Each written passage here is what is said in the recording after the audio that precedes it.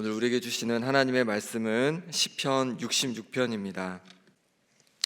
1절에 보니까 다윗은 온 땅을 향해 하나님께 즐거운 소리를 함께 내자라고 그렇게 권하고 있습니다.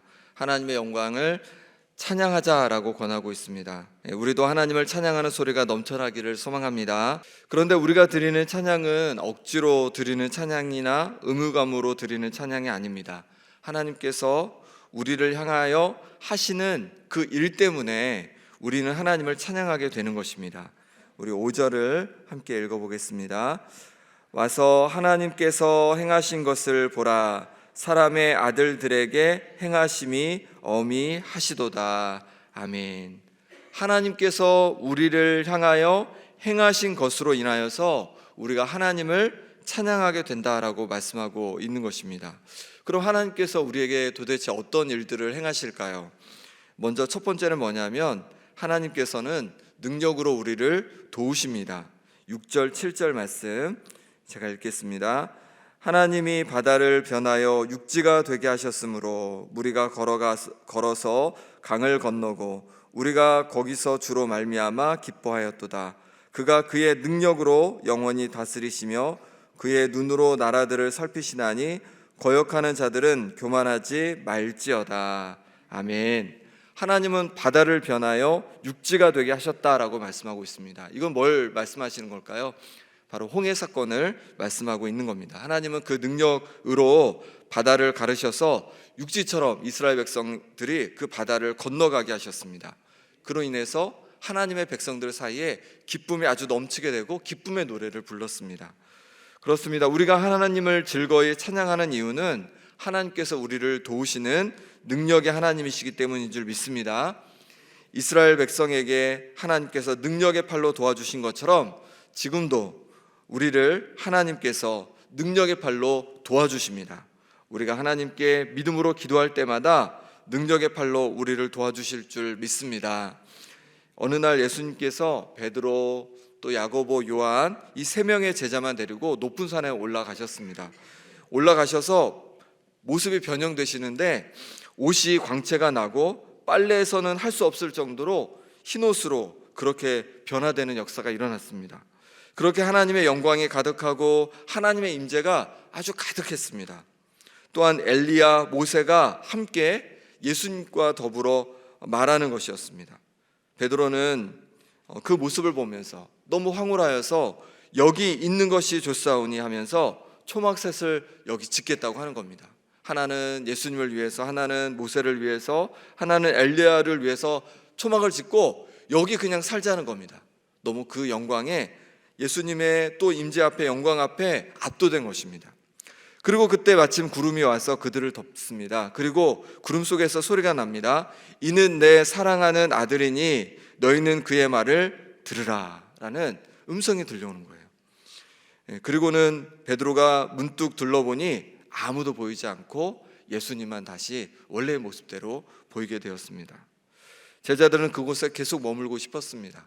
주님의 임재 앞에, 영광 앞에, 그 황홀함 앞에 머물고 싶었습니다. 하지만 예수님은 산에서 내려가자고 하시는 거예요.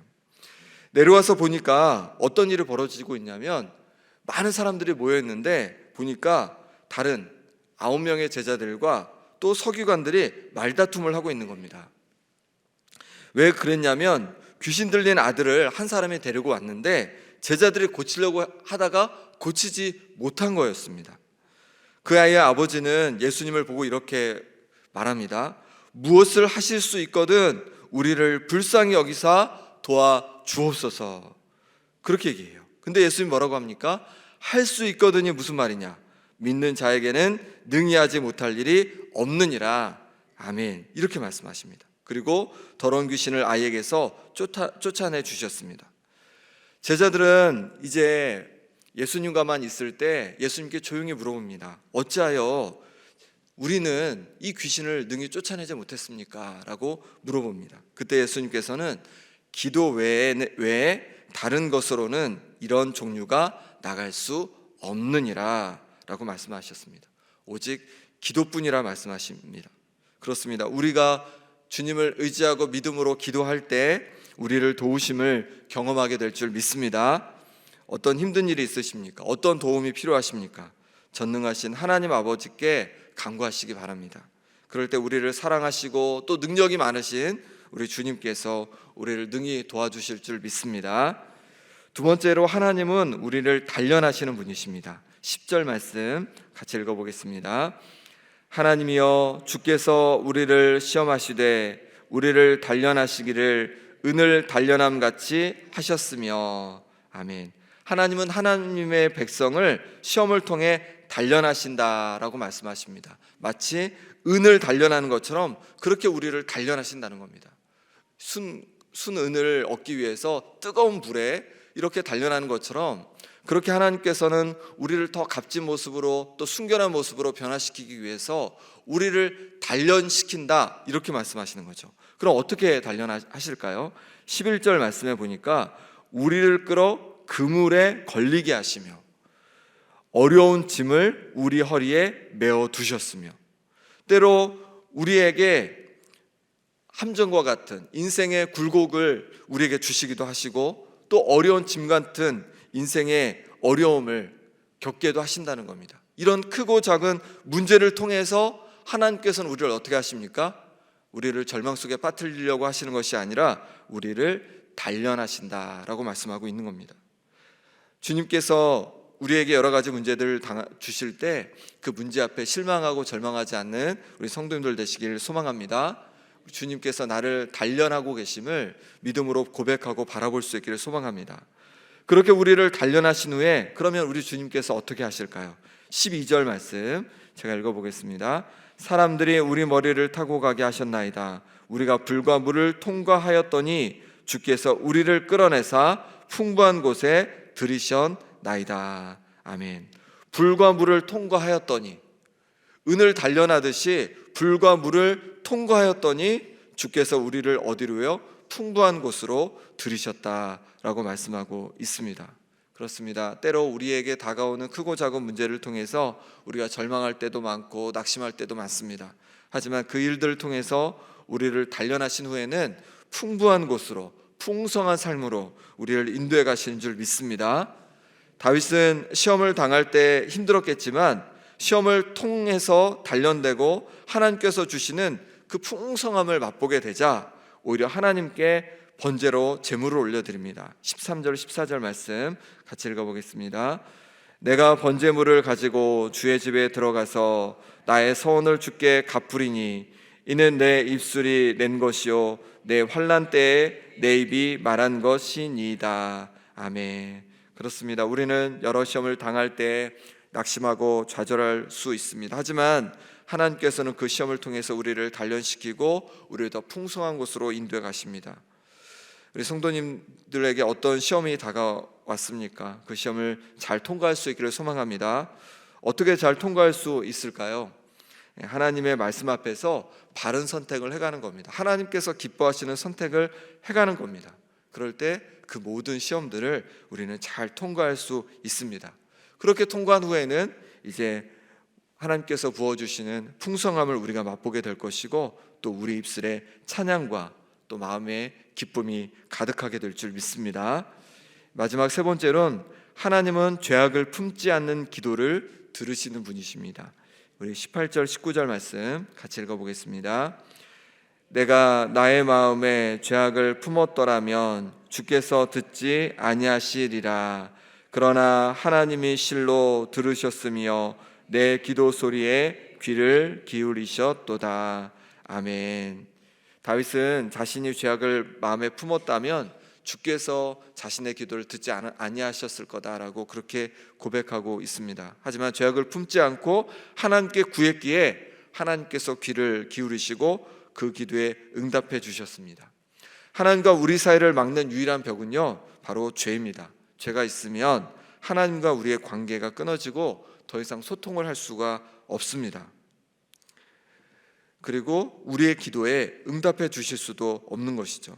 아담과 하와도 에덴 동산에서 하나님과 기쁨의 교제를 나누었다가 선악과를 따먹는 죄로 말미암아 에덴 동산에서 쫓겨나고 하나님과 단절되었습니다. 하나님께서 주시는 풍성한 생명을 누릴 수 없게 되었습니다. 우리에게 죄가 문제입니다. 죄가 있으면 하나님께서 주시는 은혜들을 우리는 맛볼 수가 없습니다. 그러니 우리는 죄에 대해서 민감해야 합니다. 그리고 죄악을 그대로 가지고 살아가는 것이 아니라 그 죄를 해결해 가야 하는 것이죠. 그럼 어떻게 우리의 죄악을 해결할 수 있을까요? 바로 예수님만이 우리의 유일한 소망이 되신 줄 믿습니다. 예수님을 의지할 때만이 우리의 죄를 용서받을 수 있습니다. 예수님께서 우리의 모든 죄값을 대신 짊어지시고 십자가에서 죽으셨기 때문입니다. 그러니 날마다 민감하게 우리의 마음을 돌아보시길 소망합니다. 또 우리의 행동을 돌아보시길 소망합니다. 그러면서 마치 빗자루로 집을 쓸듯이 내 마음속에 있는 더러운 마음과 또 생각들이 있을 때 그것을 예수님의 십자가를 의지해서 쓸어버리는 겁니다. 예수님의 그 십자가를 의지해서 내 죄악을 다 고백함으로 말미암아 쓸어버리는 것입니다. 그렇게 깨끗이 쓸어버릴 때 우리 심령에 다시 평안이 임하고 또 우리의 기쁨이 다시 회복되게 될 줄 믿습니다. 무엇보다도 19절 말씀처럼 그때에야 하나님께서 우리의 기도 소리에 귀 기울이심을 맛보게 될 것입니다. 하나님은 우리에게 귀 기울이시는 분이십니다. 아주 작은 신음에도 응답하시는 분이십니다. 말을 많이 하지 않아도 주여 한마디에 우리의 마음을 아시고 우리의 말에 귀를 기울여 주시는 분이십니다.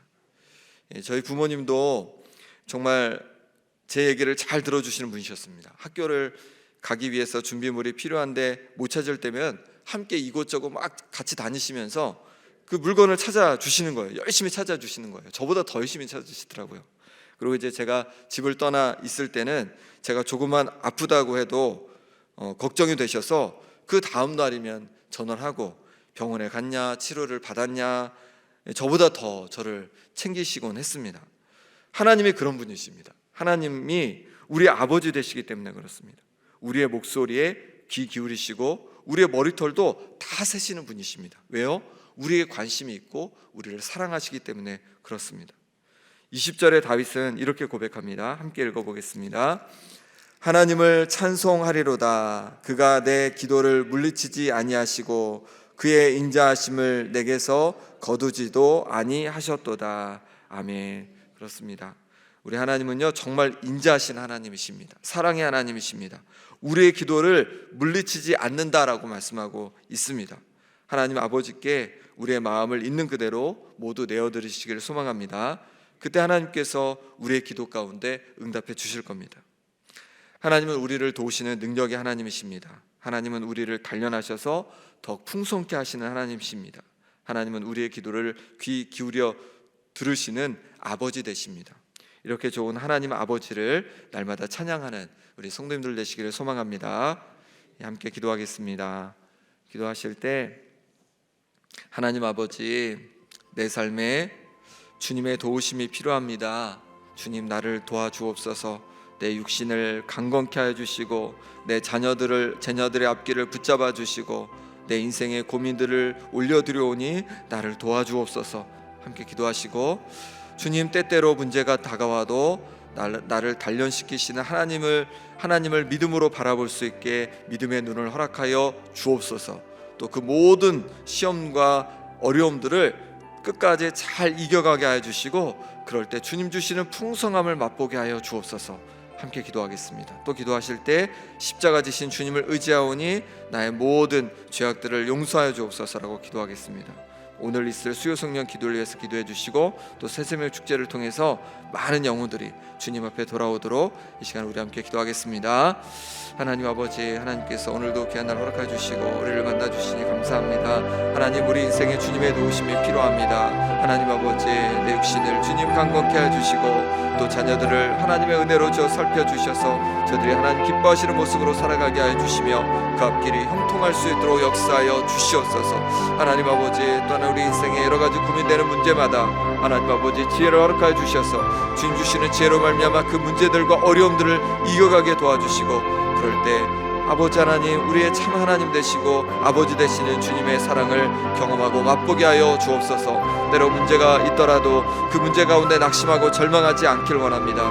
믿음으로 주님을 바라보며 나아가게 도와주시고 그래야 모든 그 단련하는 과정들을 끝까지 잘 이겨감으로 말미암아 순금같이 순결하게 주님 앞에 나오는 믿음의 사람 될 수 있도록 역사하여 주옵소서. 하나님 아버지, 우리 심령에 또 우리 삶에 여러 가지 죄가 아버지 하나님 있습니다. 하나님, 그 죄를 방치하는 것이 아니라 예수님을 의지하여서 그 죄들을 날마다 정돈하게 도와주시고, 그럴 때 주님 주시는 평안과 기쁨을 날마다 누리며 살아가게 하여 주옵소서. 오늘 있을 수의 성령 기도회 가운데 하나님 아버지 충만한 은혜로 부어 주시옵소서.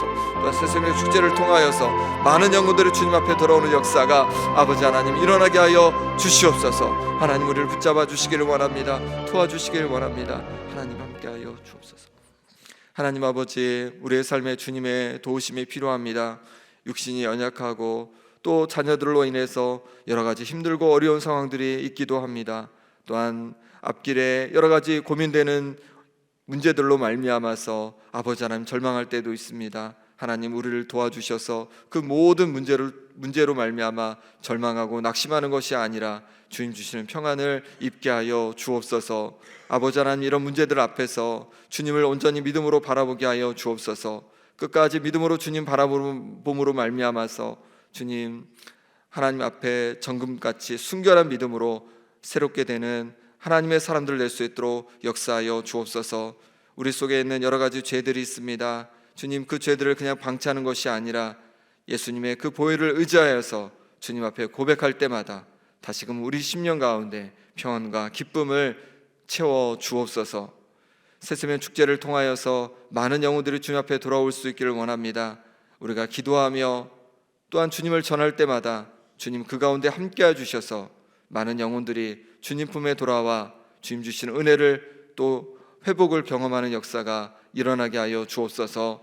오늘 하루도 주님께 온전히 의탁하옵고 예수 그리스도 이름으로 기도합나이다. 아멘.